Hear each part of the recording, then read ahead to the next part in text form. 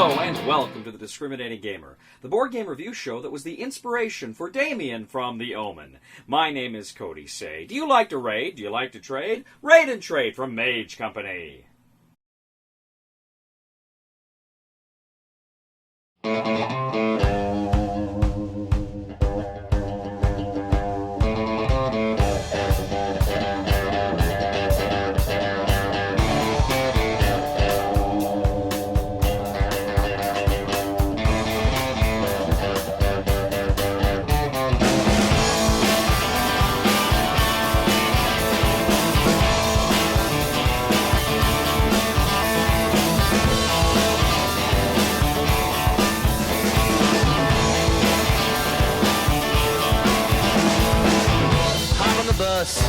Looking at the ladies in and they be looking at me. Ain't causing no fuss. Wherever they be ladies, brother, that's where I gotta be. Other man in my dust.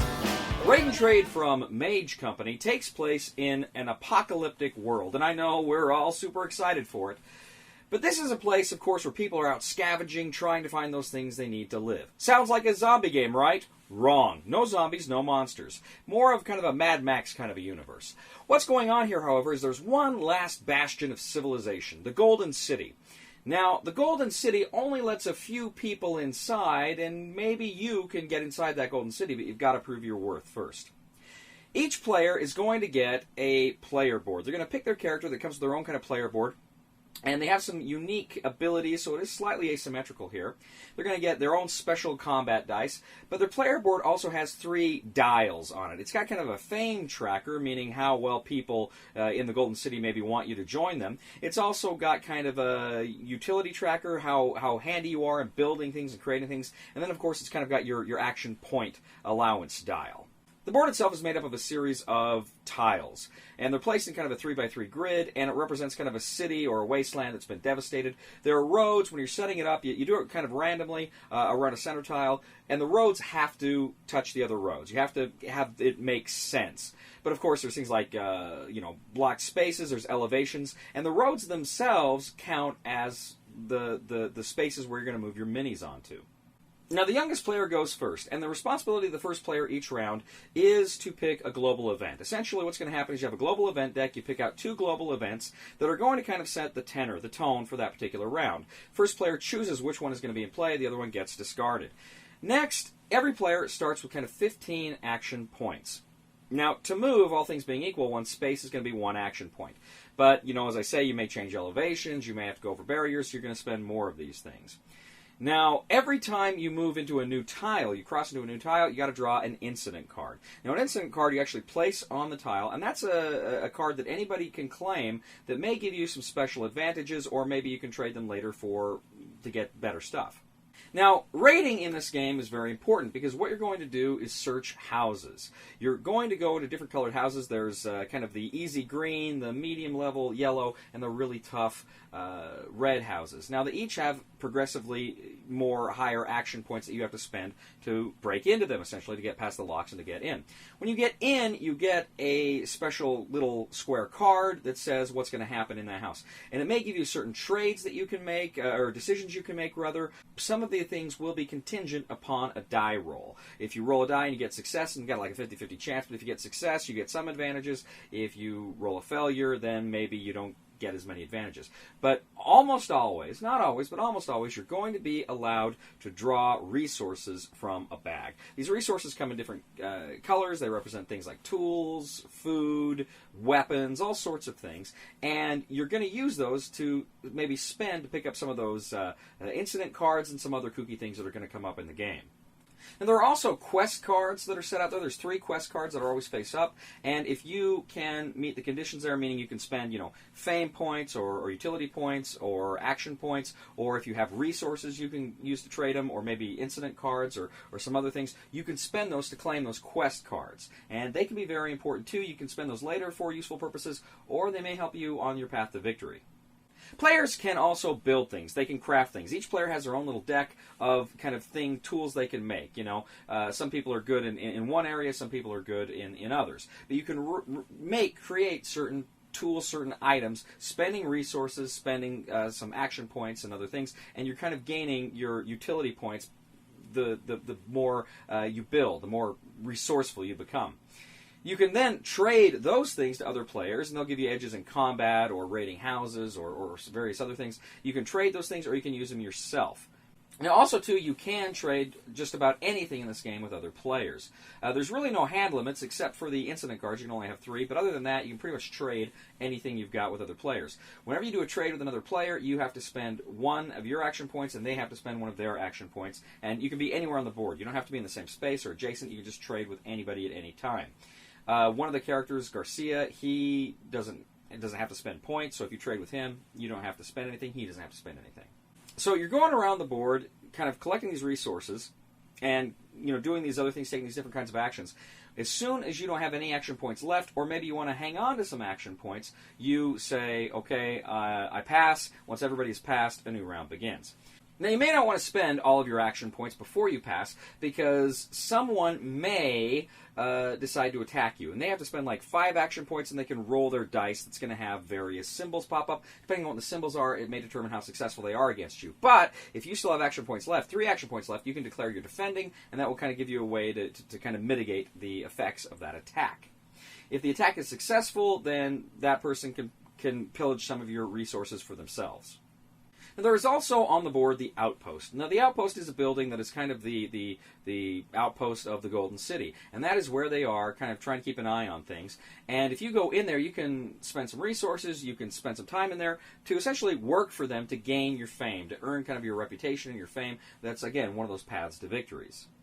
Essentially, there are 3 ways to win Raid and Trade. The first person to get 20 of those utility points, those skill points, and spend 20 action points wins. The first person to get 10 favor points and spend 20 action wins. Or the first person to get 3 quest cards, to claim 3 quest cards and spend 20 action points wins. But wait a second, Cody, you just said you only get 15 action points per turn. But you can also spend food resources to get more action points. So you've got to kind of husband some food if you're looking at going for that win in any given round.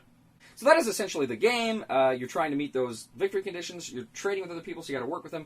But you're also trying to, of course, beat them. Now, there is another scenario. There is a scenario where you're all trying to escape the city, get to a helicopter, get out of the city. It's a little... it plays more or less the same, but there are a few little tweaks here and there. But essentially, it's the same game. And there is a lot more going on in this game than I'm getting at. This is just a bare-bones overview. So what do I think of Raid and Trade? First of all, this game has a lot of really cool ideas. Just one thing I love is I love in a game that any round has like an event card or a scenario card, or not a scenario card, but like an event card that alters the rules for that round. I really like that. I like how that can change a game so each round feels a little bit different. There's something a little else there. I really like that. I really get a kick out of that, and that's one thing this game offers.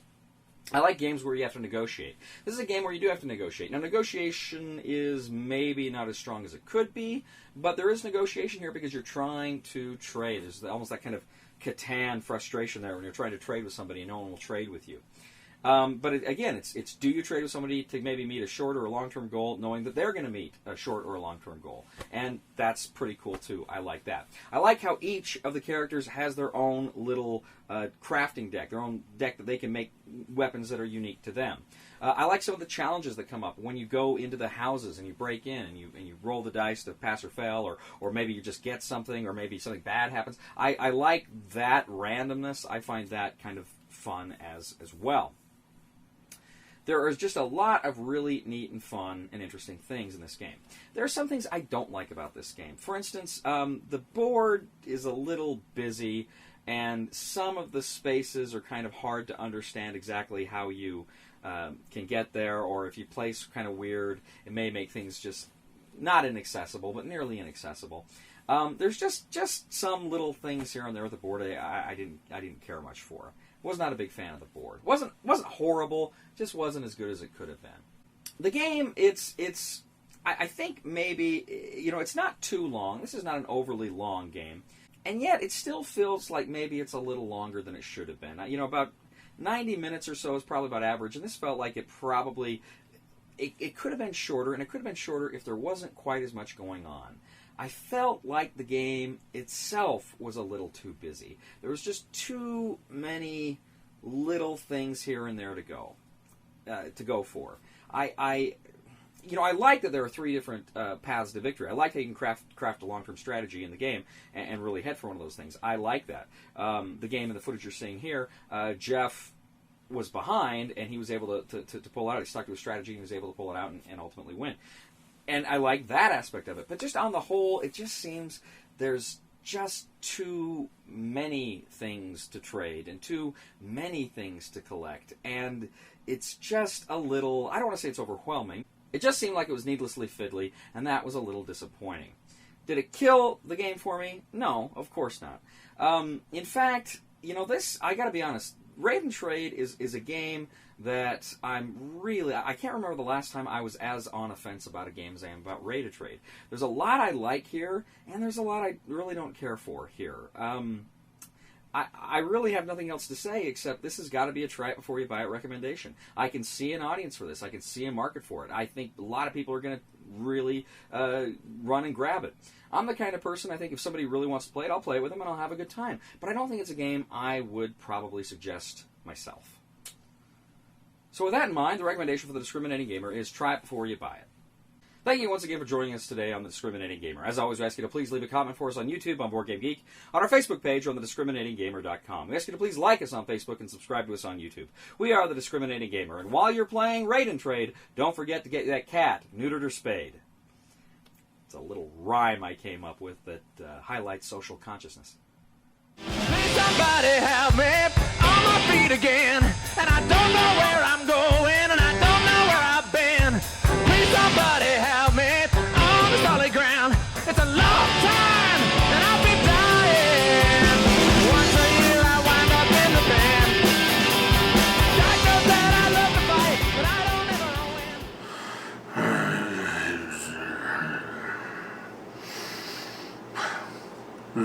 win. Yeah.